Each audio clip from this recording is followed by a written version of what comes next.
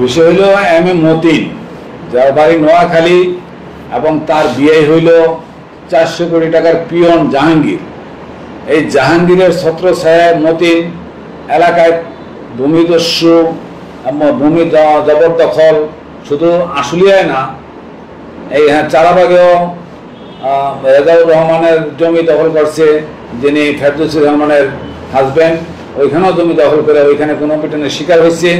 ওইখান থেকে বাপ, ছেলে এবং স্ত্রী তিনজনকে গণপিটুনি দেওয়ার পরে পুলিশ উদ্ধার করে গণস্বাস্থ্যে ভর্তি করার পরে ওইখান থেকে ইভেন কি আমাদের যে আশুলিয়ায় এখানে জমি আছে, জনাব প্রিন্স আক্তার বাবুল এবং রহিম খান এবং প্রিন্স আক্তার বাবুলের আরেক বন্ধু আব্দুল মতিন, এই জমিও মতিন দখল করে রাখছে ওই পিয়নের ছত্রছায়ায়।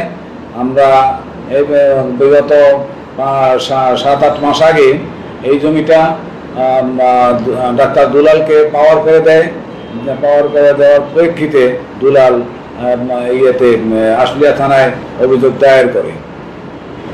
দায়ের করলে থানার এসআই মাসুদ আল মামুন ঘটনাস্থল তদন্ত করতে গেলে ওই ভিতর থেকে ওই মাসুদের সামনেই তারা ভিতরে বোম মারে এবং পরে পুলিশ জানতে পারে ওরা যে এখানে থানার লোক আসছে এবং এসআই আসছে। ওইখানে গুলি এবং বোম ভিতরে তারা থাকে, ওরা দুষ্কৃতিকারী, ওরা সবসময় শুধু ওই ভিতরেই না, আশেপাশের যে বাড়িঘর আছে সেখানে ডাকাতি, চুরি, ছিনতাই, রাজধানী এগুলো করে বেড়ায়। এটাই হলো তার মতিনের ইয়ে। মতিন যে একজন ভূমিদস্যু, অত্র এলাকার সবার কাছে পরিচিত। ইতিপূর্বে মতিনের বিরুদ্ধে অনেক পত্রিকায় লেখালেখি হয়েছে আওয়ামী লীগের আমলে। সেই পত্রিকায় লেখালেখিতে কোনো কাজে আসে নাই।